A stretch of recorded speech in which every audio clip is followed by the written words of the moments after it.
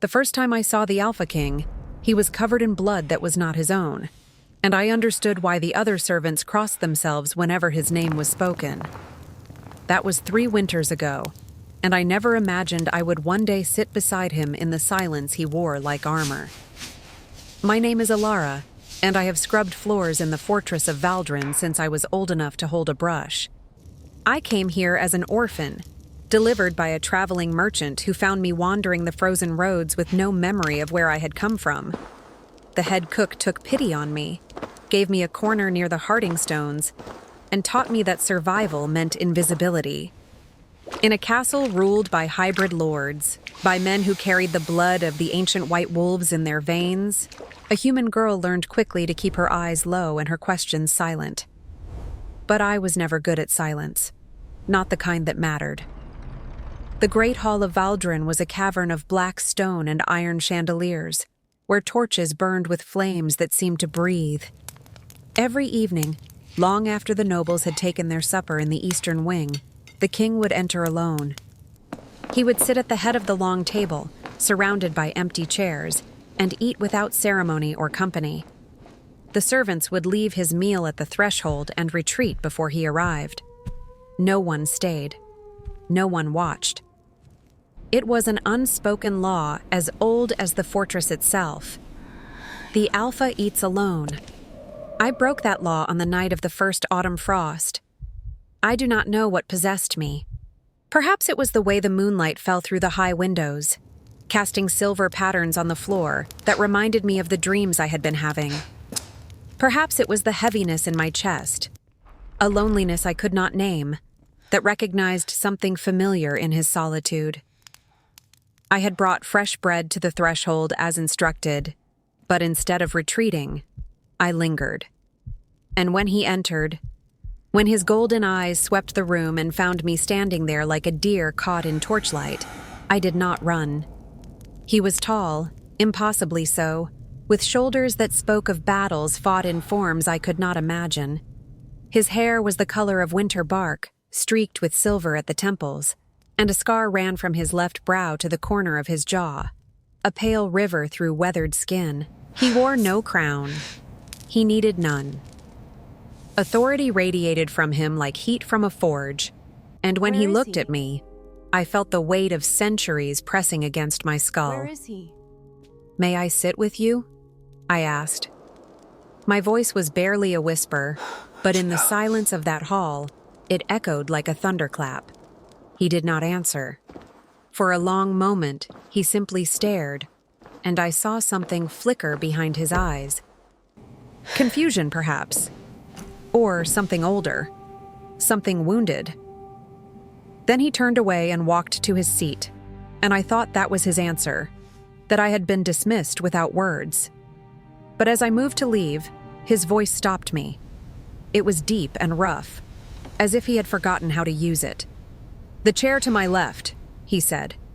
"It has not been occupied in 30 years. I sat. The chair was cold, its wood polished smooth by decades of emptiness. I folded my hands in my lap and tried to steady my breathing, acutely aware of every sound in that vast chamber. The crackle of flames, the whisper of wind against the high windows, and beneath it all, the quiet rhythm of Kale eating, the clink of his knife against the plate, the measured pace of a man who had learned to find comfort in solitude. I watched the shadows dance across the table and wondered what madness had brought me here. What strange compulsion had overridden every instinct of survival I possessed.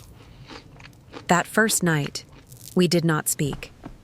I ate the bread I had brought, and he ate his venison in silence, and the candles burned low around us. But something shifted in the air, a tension releasing, a breath held too long finally exhaled. When I rose to leave, he looked at me with those ancient golden eyes and said, "You are either very brave or very foolish." I told him I suspected I was both, and for the first time, I saw the ghost of a smile cross his scarred face. The days that followed were strange.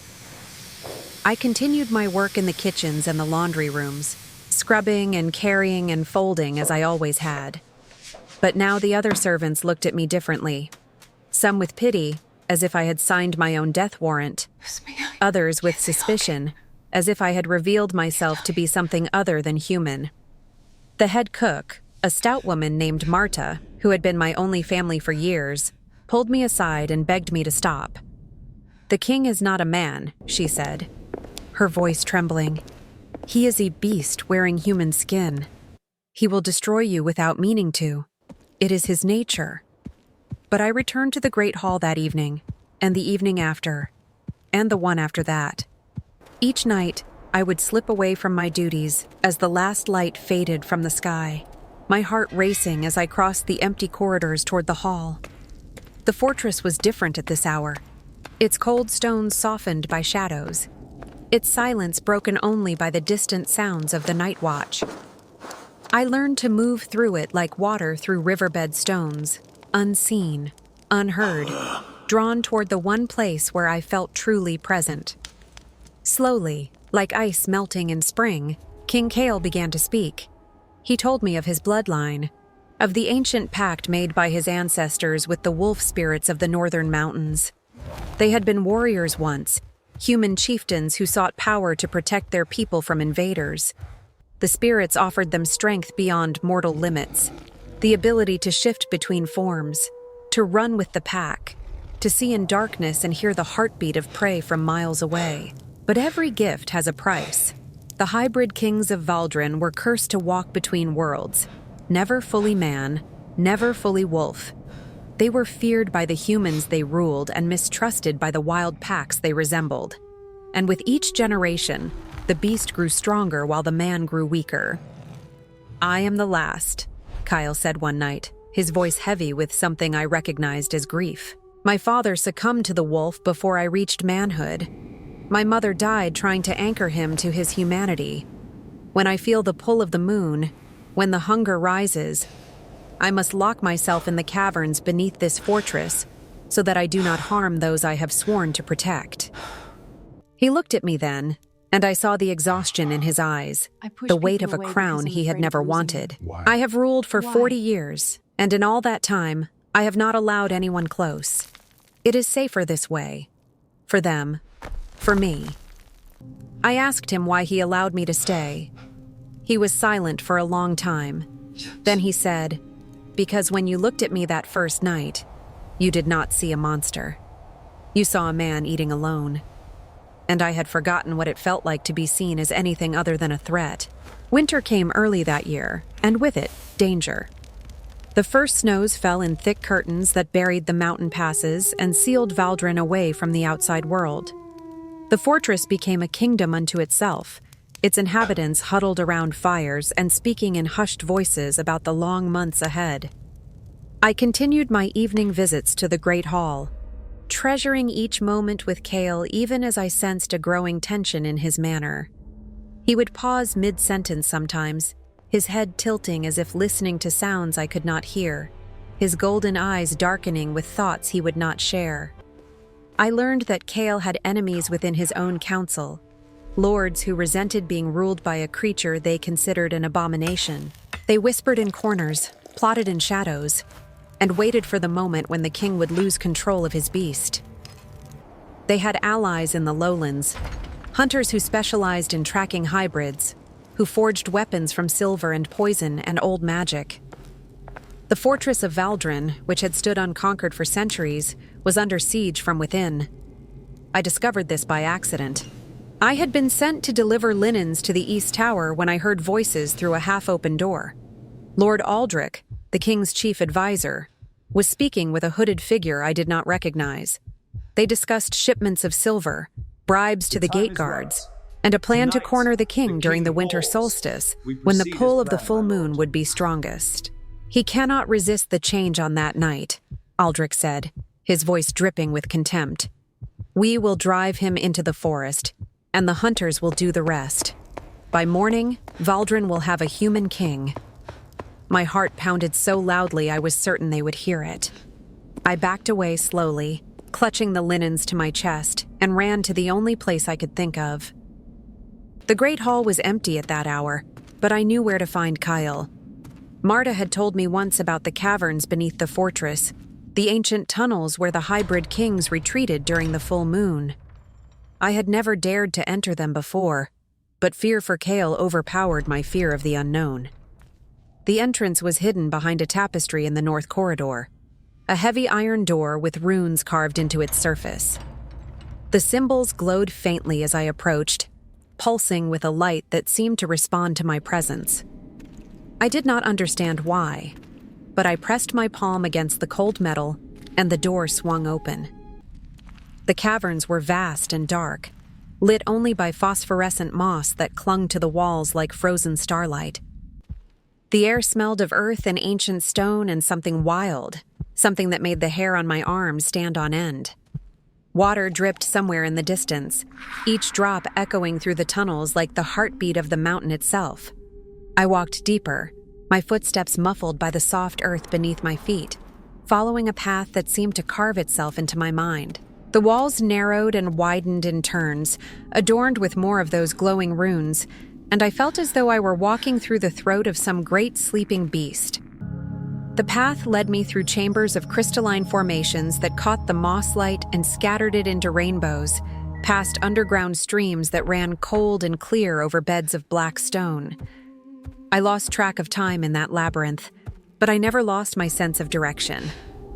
Something was guiding me, pulling me forward with the same inexorable force that had drawn me to Kale that first night in the Great Hall. At last, I reached a chamber where a pool of black water reflected the ceiling like a mirror. Kyle was there, but he was not alone. At his feet lay a wolf, smaller than the others I had seen in the fortress, with fur the color of fresh snow and eyes like molten amber. She lifted her head as I entered, and I felt her gaze pierce through me as if she could see every secret I had ever kept. "This is Nira," Kyle said, his voice echoing in the chamber. "She has been my companion since I was young. She does not trust easily." I knelt slowly, extending my hand, and Nira rose and approached me. She sniffed my fingers, my wrist, my face. Then she pressed her head against my palm and closed her eyes, and I felt a warmth spread through my chest that I could not explain. "She recognizes you," Kyle said, and there was wonder in his voice. I asked him what that meant, but he shook his head. "I do not know, but I have learned to trust her instincts more than my own." I told him about the conspiracy, about Aldrich and the hunters, and the plan for the winter solstice. His expression darkened, but he did not seem surprised. "I have known of Aldrich's ambitions for years," he said, "but I did not think he would move so boldly." He looked at me with something like regret. "You should leave Valdrin, Elara. Take what coin you can carry and go south before the snows close the passes. What is coming is not a battle for humans." I refused. I told him that I had spent my entire life running from things I did not understand, that I had no memory of my past, no family, no home. Valdrin was the closest thing I had ever known to belonging, and I would not abandon it. I would not abandon him. He argued. He commanded. He pleaded in his rough, unused voice. But I had made my choice, and when he saw that I would not be moved, something in his posture shifted. He looked at me the way one might look at an unexpected sunrise, with disbelief and gratitude and a fragile, flickering hope. In the weeks that followed, Kale and I prepared for the solstice in secret. He taught me the layout of the caverns, the hidden passages that connected them to the forest beyond the walls. He showed me the sacred pool where the old kings had made their pact with the wolf spirits, its waters still shimmering with traces of ancient magic. And he told me the full truth of his curse, the part he had been too ashamed to speak before. The hybrid kings could not love without consequence. The bond between an alpha and his mate was absolute, a merging of souls that transcended the physical. But Kale was the last of his bloodline, and the beast within him had grown too strong. If he allowed himself to form that bond, the wolf would consume what remained of his humanity. He would become feral, lost, a danger to everything he had sworn to protect. "This is why I eat alone," he said, his voice barely a whisper. "This is why I have built walls around my heart. I cannot risk becoming what my father became." I understood then why he had resisted me, why he had tried to send me away. And I understood something else, something that had been growing in my own chest since that first night in the Great Hall. I loved him. Not the king, not the alpha, but the man who sat in silence because he was terrified of the darkness inside him. The man who had forgotten how to be seen until a foolish servant girl asked to share his table. The winter solstice arrived with a storm that howled like a living thing. Snow piled against the fortress walls, and the wind screamed through every crack and crevice. I could feel the tension in the air, the way the guards moved with nervous energy, the way the torches seemed to burn brighter as if sensing the danger that approached. Cale had locked himself in the deepest cavern, where the pull of the moon would be strongest, but I knew that Aldrich and his hunters would not wait for him to emerge. I found Nira waiting for me at the entrance to the tunnels. Her amber eyes glowed in the darkness, and she pressed her body against my leg as if urging me forward. Together, we descended into the earth. The chamber of the sacred pool was transformed. The water no longer lay still, but churned with light, casting patterns on the walls that looked like words in a language I could not read. And there, at the center of the chaos, stood Cale.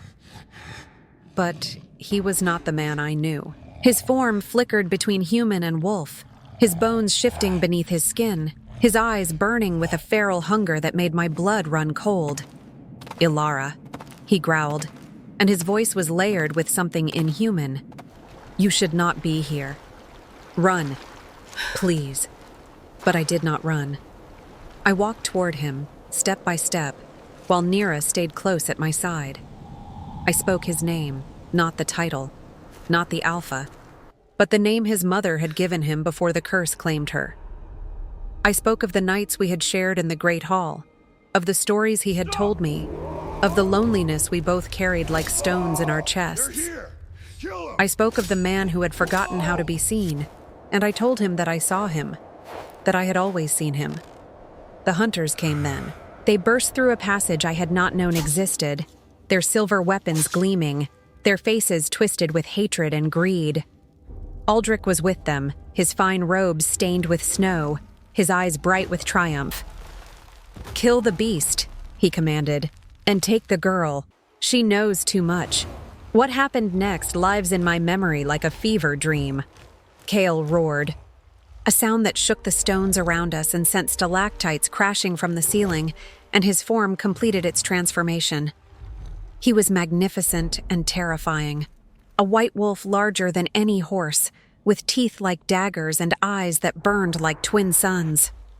His fur gleamed silver in the strange light of the churning pool, and muscles rippled beneath his coat as he gathered himself to strike. He threw himself at the hunters, scattering them like leaves before an avalanche, and I heard screams and the clash of metal against claw. The smell of blood filled the chamber, sharp and metallic, and the walls echoed with the sounds of desperate combat.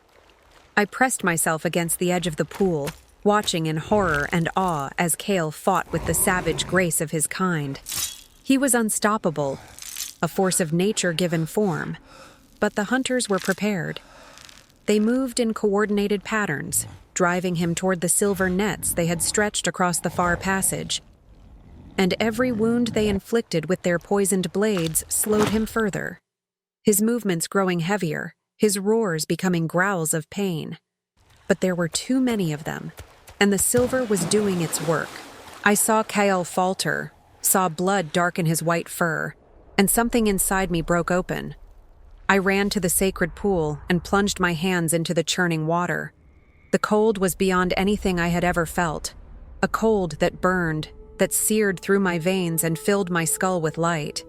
I heard voices, ancient and vast, speaking in the language carved into the cavern walls. They asked me who I was. They asked me why I had come. And in that moment, I remembered. I remembered a cabin in the forest, a grandmother with silver hair who taught me the names of herbs and the songs of the old spirits. I remembered running through snow, chased by men with torches, watching my home burn behind me. I remembered a woman pressing her hands to my face and whispering words that sealed my memories away. That made me forget so that I could survive. "You are the last of the forest keepers," the voices said. "The blood of the pact runs in your veins. You are the anchor that can save him. But the choice must be yours." I chose. The light erupted from the pool, filling the chamber with a brilliance that drove the hunters back, that made Aldrich cry out and shield his eyes. I felt the power flow through me, wild and ancient, and I knew what I had to do. I ran to Cale, wrapped my arms around his massive neck, and pressed my forehead to his. "I am here," I whispered. "I see you. Come back to me." The transformation was not gentle. I felt his pain as if it were my own, felt the war between man and beast that had raged inside him for decades. But I held on. I anchored him with my touch, my voice, my stubborn refusal to let go.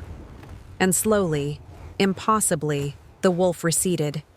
Cale knelt before me in human form, naked and shaking, his wounds still bleeding but his eyes clear. The hunters fled. Aldrich tried to follow, but Nira was faster. I did not watch what she did to him, but I heard his screams echo through the tunnels, and I felt no pity. In the days that followed, the storm passed, and the truth emerged like the sun through breaking clouds. Aldrich's conspiracy was exposed in full, his letters seized, his allies brought before what remained of the council in chains. The people of Valdren learned that their king had been saved by a servant girl who carried the old blood in her veins, a descendant of the forest keepers who had first brokered the pact between wolf and man. Some looked at me with suspicion, unable to reconcile the girl who had scrubbed their floors with the woman who had faced down hunters in the deep caverns. But others looked at me with something like hope, as if my existence proved that the divide between human and hybrid was not as absolute as they had believed. The council was dissolved and rebuilt with lords who understood that strength was not the same as cruelty, that a ruler who ate alone was a ruler who had forgotten how to trust. Kyle walked among his people for the first time in decades, no longer hiding in shadows, no longer fearing what they might see when they looked at him. The change was gradual, but I watched it unfold like the first flowers of spring breaking through frozen earth. Cale and I stood together in the great hall on the first night of the new year. The table was no longer empty. Nira lay at our feet, her amber eyes half closed in contentment, and the fire burned bright in the hearths. We did not speak of love, not in so many words. Some things do not need to be named to be understood, but when he took my hand, I felt the bond settle into place, not a chain, but a bridge, connecting two souls who had wandered alone for too long. I am still learning what it means to be a forest keeper, to carry the legacy of women who spoke to spirits and walked between worlds. The memories return slowly, like ice melting in spring, and sometimes they bring pain, but they also bring purpose. Valdren is changing, and I am part of that change.